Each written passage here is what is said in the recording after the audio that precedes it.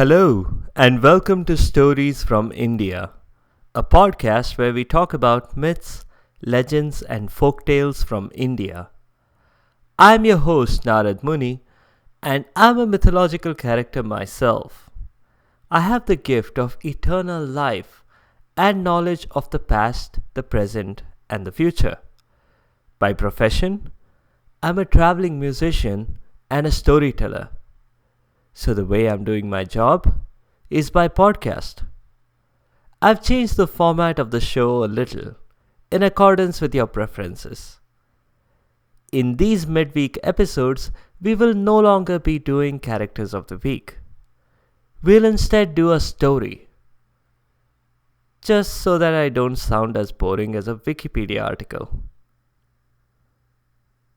Today, we are going to see why building castles in the air and counting your chickens before they are hatched is not a good idea. Our story starts in a little village in ancient India. In that village, there lived a man. Let's call him Atur.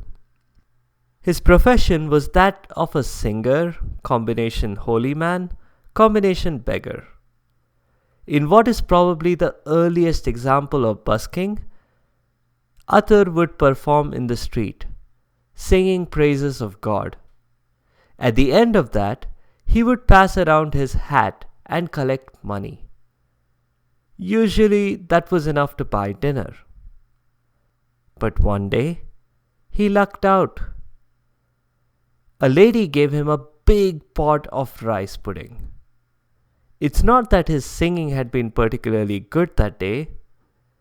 The lady just had a lot of leftovers when some guests unexpectedly did not show up.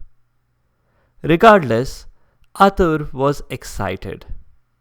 He had no fridge at home, obviously given how poor he was, and because refrigerators wouldn't be invented for at least another 2000 years. So Atur couldn't possibly survive on the pudding for a week. But he could consume some and sell the rest. So that is what he decided to do. It had been a long day though. So he hung the pot next to his bed and drifted off to sleep, thinking about all the possibilities. The next day, he sold the remaining rice pudding to a farmer. The farmer desperately needed a packed lunch that day. And in exchange, the farmer gave him a couple of goat kids. You might wonder how poor Atur, who couldn't feed himself, could afford to care for the goats. But we'll come to that bit later. He did care for the goats and raised them. And then the goats had kids of their own. He sold the goats and upgraded to a pair of cows. The cows had calves. And Atur managed to sell milk, butter, and cheese. He made a pretty good second income with that. This continued, and he had a good bit saved up, with which he bought even more cows. Ultimately, he was rich enough to upgrade from his tiny hut into a huge mansion. His social circle expanded, and he married the daughter of the wealthiest man in the village. Many years passed, and the couple had a son. The son was not at all a quiet child, and mischievous besides. Atur would work hard all day, and when he tried to sleep in the evenings, his son's noise would keep him awake. One such day, when he was particularly tired, he was extra annoyed by the noise. In a fit of rage, Atur lashed out at his wife, whom he saw responsible for controlling the child. Patriarchal society, obviously. Anyway, when he lashed out, he did so by kicking her. His wife reacted by making the exact sound that a pot makes when it is broken. Huh? Atur thought. and suddenly he opened his eyes. He had been dreaming the whole time. Everything that had happened since the day he received the pot of porridge was just part of his dream. Arthur looked towards where he had hung the pot, and then looked down.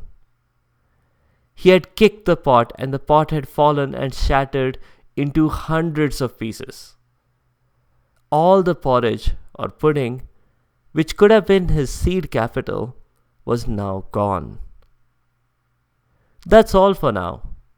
The moral of that story is obviously to not count your chickens before they are hatched.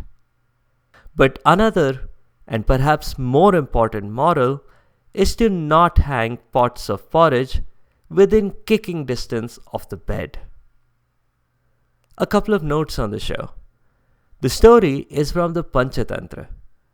We have previously covered a couple of Panchatantra stories in episode 4, Hairy Tales, and episode 29, Act Now, Think Later.